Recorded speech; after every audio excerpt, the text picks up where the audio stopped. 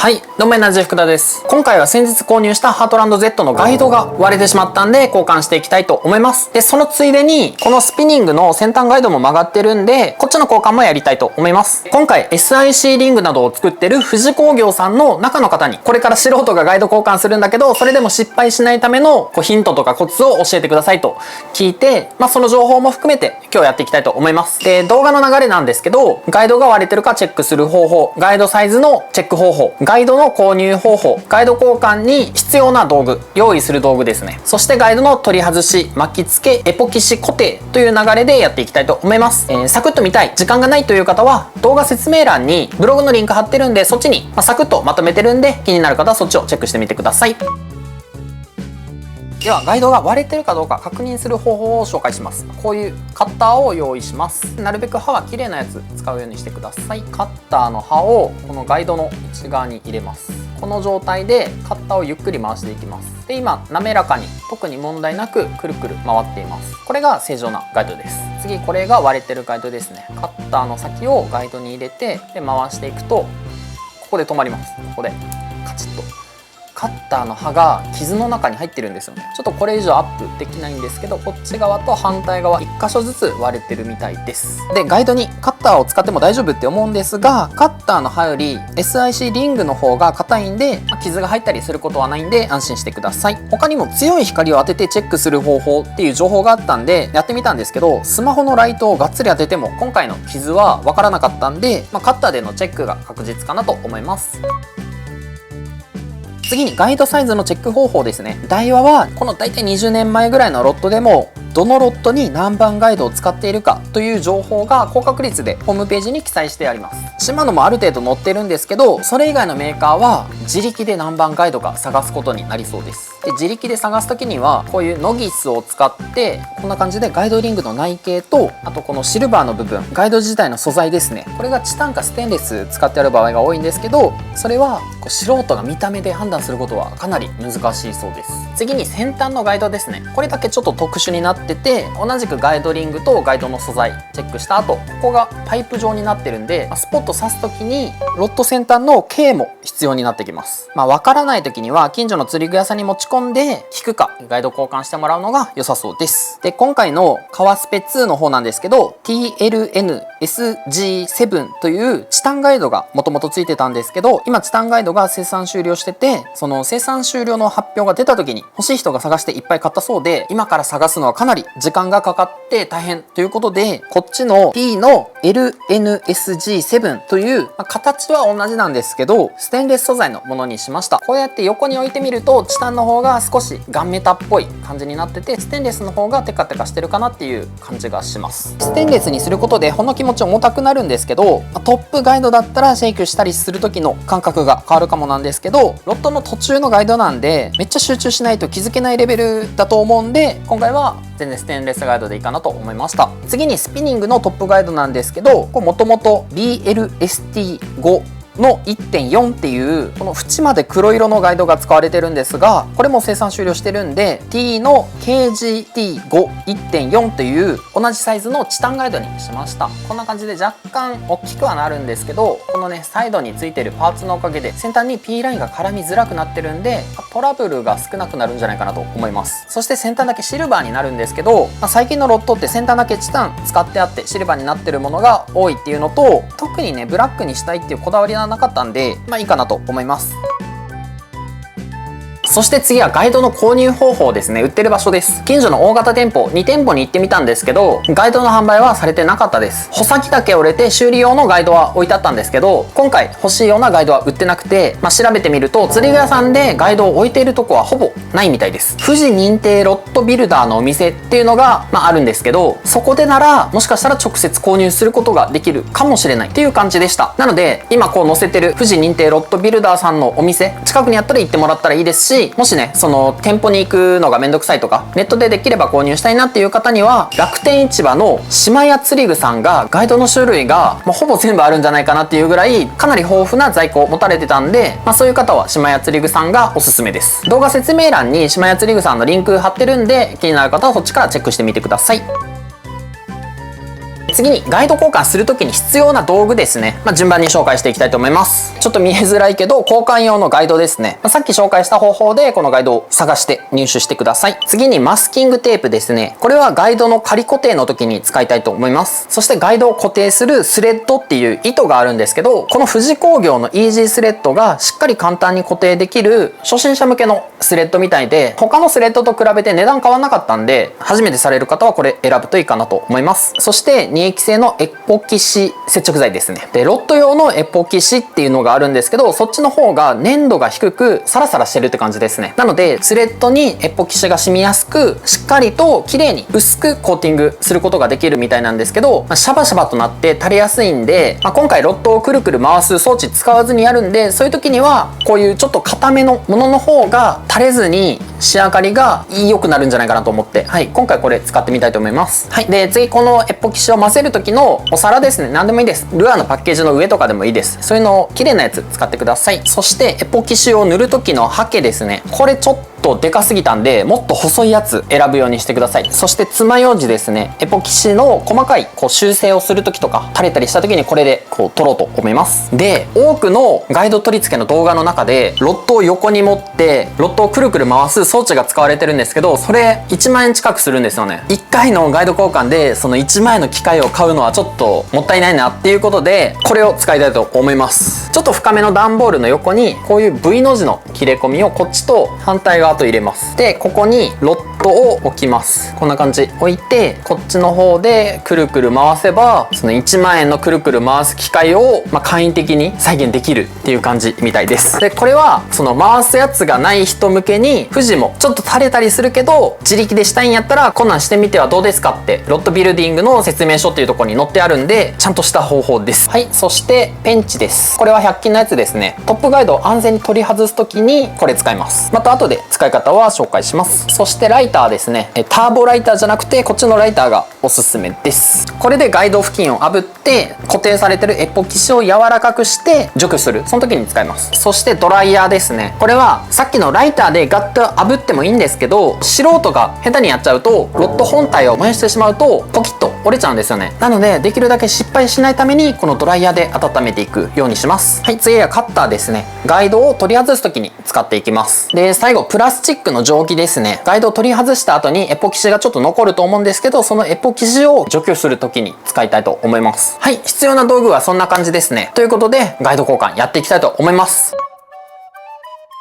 まずはスピニングのトップガイドからやっていきたいと思います。こんな感じでちょっと斜めっていうか下側に入り込んでる感じですね。普通だったら、こんな感じでついてるのが下向きになってるので、そのままグイッと戻そうかと思ったんですけど、戻す時に先端が折れてしまう可能性があったんでちょっとビビってやってなかったです。で、このまま上手い人はライターでここを炙るんですけど、今回はペンチで先端をつかみライターでペンチを炙ります。この辺分かります？この辺でペンチを炙ってペンチから熱をガイドに伝えていく、めちゃくちゃ安全策でやっていきます。で、少し炙ったらちょっと引っ張って取れないか緩んでないか確認します。若干根元の方が暖かくなってるような気がします。このやり方なんですけど、成功する確率がそんなに高くなくて、でも安全っていう方法だったんで、一度それで試してみてくださいって言われてて、もしダメだったら次ライターでほんの少しです、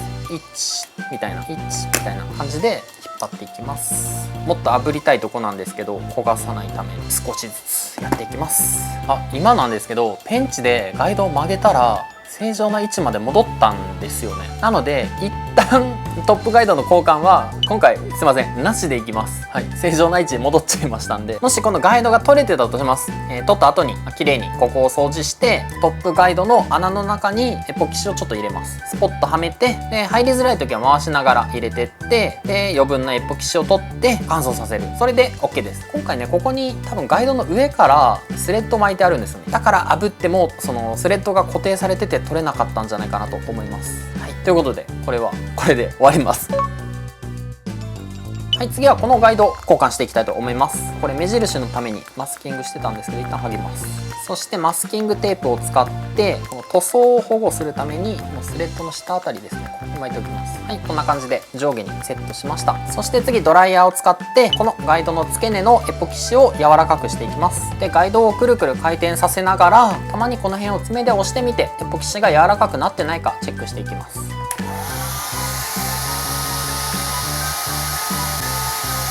爪で強く押したら型がつくかなぐらいの柔らかさになってきたんで、ガイドってこんな感じに、今回ダブルフットガイドなんで上下に2つ足があるんですよね。この上をカッターで切るようにしていきます。それ以外の部分切っちゃうとブランクスに傷つけてしまうんで、よく見たらどこに足があるか分かりやすいんです。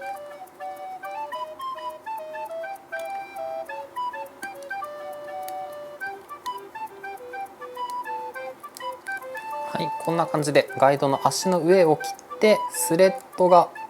巻いてあるんで、そのスレッドを剥いていきます。で、ある程度なったら爪で剥いていきます。こんな感じでペロッとめくれてきました。はい、ここガイドの足の上を切っていきました。で、しっかり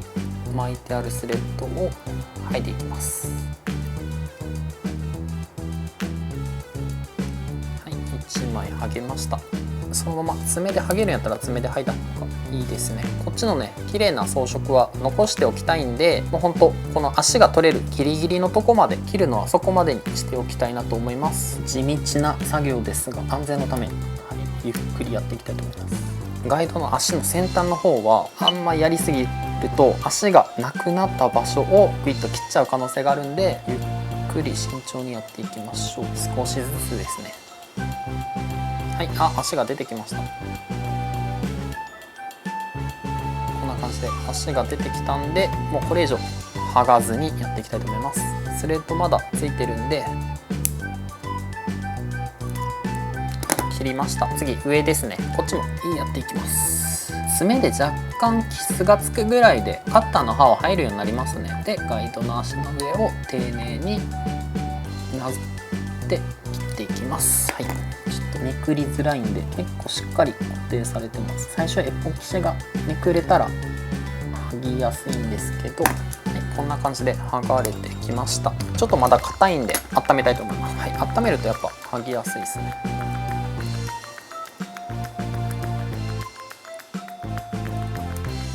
あと根元がこの辺がまだちょっと残ってるんで、足の上だけを切ります。横から切りたい気もするんですが、そうするとガイドを傷つけてしまうんで、切るのは足の上だけです。取れました。はい、こんな感じでガイドを取り外すことができました。で、あとちょっとカスが残ってますね。ここをカッターでゴシゴシ切りたい気はするんですけど、それは絶対やめてくださいとのことです。爪で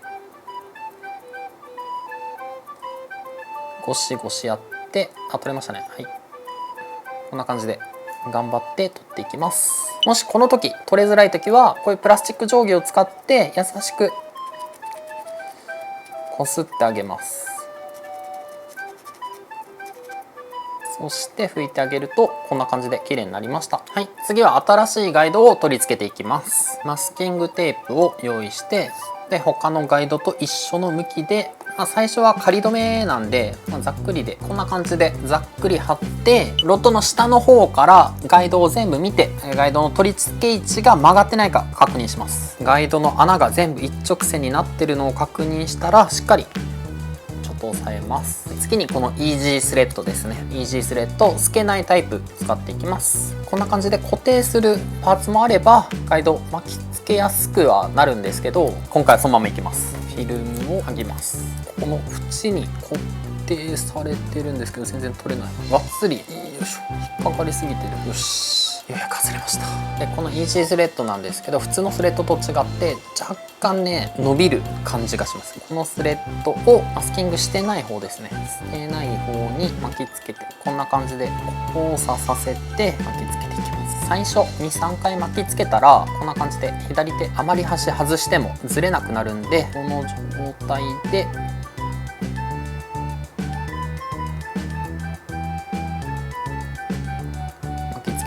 あまり端も巻き込んだ方が綺麗になるか。普通のスレッドだったらここでピシッと巻かないと仕上がりが悪くなるんですけど、イージースレッドは巻きつける時に平べったくなるので、結構雑に巻いてもピタッと密着してくれるそうです。足元までしっかり巻きましたんで、次もう一回往復で上の方に巻きつけていきます。この時テンションかけながら、親指でしっかりテンションをかけながら巻いていってます。この時緩かったらガイドが外れたりする原因になっちゃうみたいなんで、しっかりテンションかけながら巻きつけていくようにしてください。で重なるのはもう気にせずぐるぐるぐるぐる巻いてってもらって大丈夫です。はい、3往復目もやっときましょうか。この平たくペタッとなるんで、何回か巻いてしっかり強度上げてあげる方がいいんかなっていう気がします。はい、こんな感じになりました。このね下の塗装も残ってるんで、ここからエポキシ塗ったら塗装と一緒ぐらいになるかなっていうところでやりました。足の付け根の方はこんな感じでいい感じなんじゃないでしょうか。あとはスレッドを切って輪っかを作って、肩結びですね、肩結びで結びます。で最初巻きつける前の糸の方ですね、これも短く切っておきます。で今巻きつけてた方の糸ですね、今肩結びした方の糸も短く切ります。はい、ちょっと出てますけど、これエポキシで塗りながらペチャッとすれば気にならなくなるかなと思います。で一旦ここで念のためもう一度ガイドを一直線に見て曲がってないか確認します。ガイド一直線に見るとずれてたんでちょっと巻き直しました。ある程度10回ぐらい巻きつけた後に一度確認しておくと、全部取って巻き直しっていうのがなくなるんでいいかなと思います。次上やっていきます。そして巻き直しの時に気づいたんですけど、一発目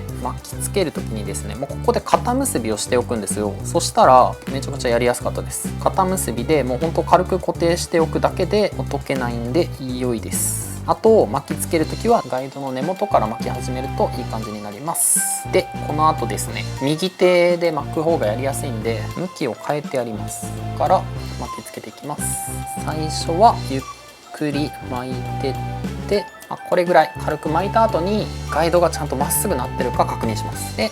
OK だったらテンションをかけてグリグリ巻きつけていきます。でガイドの上の方って足のね根元まで巻きつけづらいんで、この位置からちょっとガイドの方上の方を引っ張ってガイドギリギリに通しながらガイドを越えた後に反対側にグイッとやるとしっかり足元まで巻くことができます。これでしっかり固定してあげてください。ある程度巻きましたら仕上げの肩結びですね、先巻きつけた方のライン切ります。で次ぐるぐるなっている端の方のラインですね、これも短く切ります。はい、スレッド巻きはこんな感じで完成です。初めてやったんですけどこんな感じでまあいいんじゃないかなと思います。イージースレッド使ったからやりやすかったっていうのもあるかもしれないですね。次はエポキシ作っていきたいと思います。エポキシってうまいこと均等に混ぜられなかったらネチャネチャしてちゃんと固まらないんですよね。でガイドにせっかく使ってネチャネチャ固まらなかったらまたやり直しになってめんどくさいんで、しっかり同じ分量を混ぜていきます。まずは A からですね、あんま使わないしちょこっとでいいやっていう感じでちょこっとこんくらいとかでやっちゃうと結構誤差が出るんですよね。なのでマス目とかの上でしっかりちょっと多めに使う倍ぐらいになるって思ってもらっていいです。ちょこっとだったら誤差がかなりでかくなって長くするとその誤差が減っていくんで、できるだけ長めに取るようにしてください。で横に同じ量で同じ長さで、はい、こんな感じで、あとはこれをしっかり混ぜ合わせます。この混ぜ合わせるのも大事なポイントです。思ってるより多めにしっかり混ぜてあげます。ちょっとこれをハケにつけて塗っていきたいんですけど、ちょっとこのハケ本当にでかすぎてきちっと塗れなさそうなんで、今回はこのヘラでやっていきます。だけど真似される時はしっかりハケでやってください。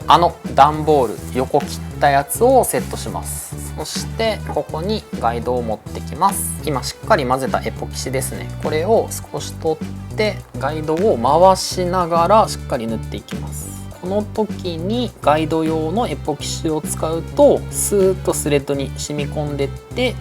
綺麗な仕上がりになるけど、今回ちょっと硬いやつ使ってるんできちっとやっていかないとです。スレッドの上だけじゃなくてスレッドからちょっと先まで塗ってあげるようにしてください。スレッドがコーティングされてない状態だとそこにラインとかが当たってスレッドがピロって出ちゃうことになるんで、スレッドから1ミリ外側まで塗るという感じで塗ってってください。はい、今でこれぐらいですね。元のエポキシと同じ量ぐらい塗りました。で次上側ですね、こっちも塗っていきます。ガイドあるんで反対にしましょう。ガイドの付け根かなり塗りづらいんで爪楊枝の先にエポキシをつけてやっていきます。細かい筆だったら塗れるかもしれないですね。もし筆で塗りづらい時はこんな感じでエポキシを取って塗っていってください。でガイドの根元ですね、ここまでしっかりエポキシつけたいなっていう時は、爪楊枝でしっかり塗ってあげます。ガイドの根元にしていきます。でこの時余分なエポキシが多かったら垂れる原因になるんで、多くて垂れそうな部分だけ取り除除いてください。この状態で段ボールにセットして、で定期的に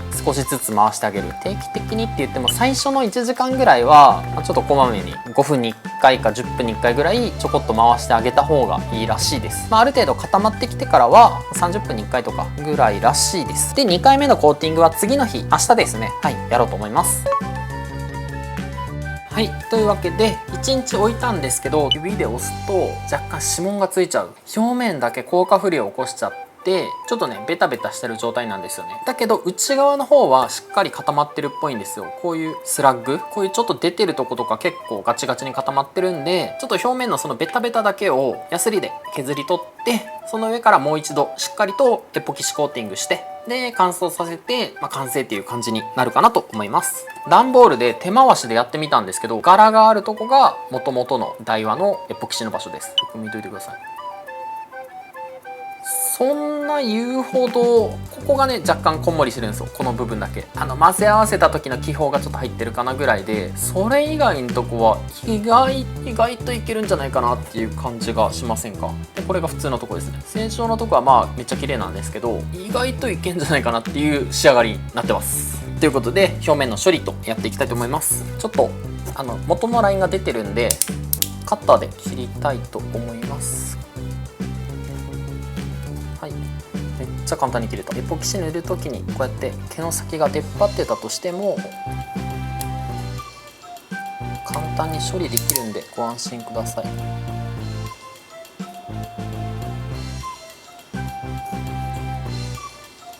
こんな感じで綺麗になりました。表面後で削るんで多少表面のテカリが消えても大丈夫です。これで3箇所あったラインがピロって出たとこは取れました。1000番のヤスリですね。なるべく細かいやつ使います。ちゃんとした塗装のとこはつかないようにエポキシのとこだけ軽くこすってみましょう。こんな感じで削れてベタベタしなくなりましたね。これで全体的にベタベタしたとこのエポキシ削って、エポキシだいたい2日3日待ってもベタベタし続ける時はもうダメなんですよね。硬化不良でもうそれ以上固まんないっていう状態になってて、ベタベタはもうやり直すか剥ぐしかなくなっちゃうんで、もしなった場合は表面を削って、でその上からもう一回エポキシ塗って、そこで失敗しなかったらその次のエポキシがしっかり表面がテカテカなれば大丈夫なんで、次のだけは本当ミスらないようにしていきましょう。こんな感じで全体的に削りました。形もね若干整えました。で次エポキシやっていきます。はい、この前の分量でミスってたんで、この前よりだいぶちょっと多めにやっておきましょう。こんな感じになりました。でこの2つをしっかり混ぜていくと、はい、しっかり混ぜました。これでもう大丈夫でしょう。ちょっと空気入りすぎて白くなってるんで少し置きます。爪楊枝で薄く塗っていきたいと思います。全部に塗れるようにですね、この新しい方でしっかりコーティングしてあげるイメージです。若干まだ気泡入ってますね。で気持ち多めに最初塗ってあげて、全体的にさーっと広げてって行き渡った後に余分なものだけ拭き取るっていう感じでいいかなと思います。でこ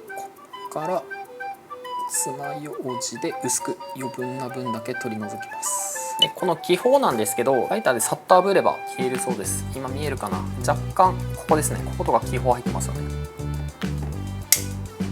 この反対側結構気泡入ってたんですけど一気に抜けましたね。ここの気泡は最初に入ってたんでこれは仕方ないんですけど、炙るのありですね。こっちはもう完璧にいい感じになってます。炙ってエポキシを柔らかくすることによって気泡が出ていきやすくなるみたいです。一旦チェックして少なそうなところを調整してあげます。はい、こんな感じになりました。若干ねここ盛り上がってるんで今から乾かすんですけど、その盛り上がったところを上にして逆側に垂れるようにしていきたいと思います。これで、一晩置いて次の日ちゃんと硬化できたかチェックしたいと思います。はい、2回目のエポキシも乾燥しました。もうね爪で叩いてもカチカチとしっかり固まってる感じです。でちょっとこのマスキング外してどんな感じになったのか仕上がり見ていきたいと思います。まずは今回やってないとこちゃんとしたとここんな感じになっております。これがハートランドの基本ですね。めちゃくちゃ綺麗です。で今回やったところがこんな感じです。ここ2箇所が盛り上がってはいるんですけど、こうやってね近くで見るとやってるなっていう感じはするんですけど、ちょっとこう離れて釣り竿をこうさーっと見ていく分にはどこやったか分かります？もう一回いきますよ。ちょっとこう離れて見ていく分にはね、わかんないでしょ。これ3個目なんですよ。ここなんですよ。ハートランドのこう美しさってあるじゃないですか。その美しさをしっかり維持したい場合は、近くの釣り具屋さんでガイド交換してもらってもいいんですけど、そういうとこは、お店でやることになると思うんで、そこそこの仕上がりになるかなと思うんですけど、その富士認定のロッドビルダーさんがいる場所でやるとうまいビルダーさんがいらっしゃるんで、製品版のようにしっかりと仕上げてくれると思うので、しっかりやりたい方はそういうとこ選んでもらって、でパッと見そんな違わんかったら、使えるようになるんやったらいいよっていう方、僕みたいな方は、自分で直すのいいんじゃないかなと思います。で今回使った道具が、1000円ちょっと1500円ぐらいで、あと時間が数日いるっていうぐらいでできるんで、そういうお店に出すより早くて安く作れるんで、そのあたりでどっちにするか選んでもらったらいいんじゃないかなと思います。今回ハートランドガイド取り付けでした。よかったらいいねボタンとチャンネル登録よろしくお願いします。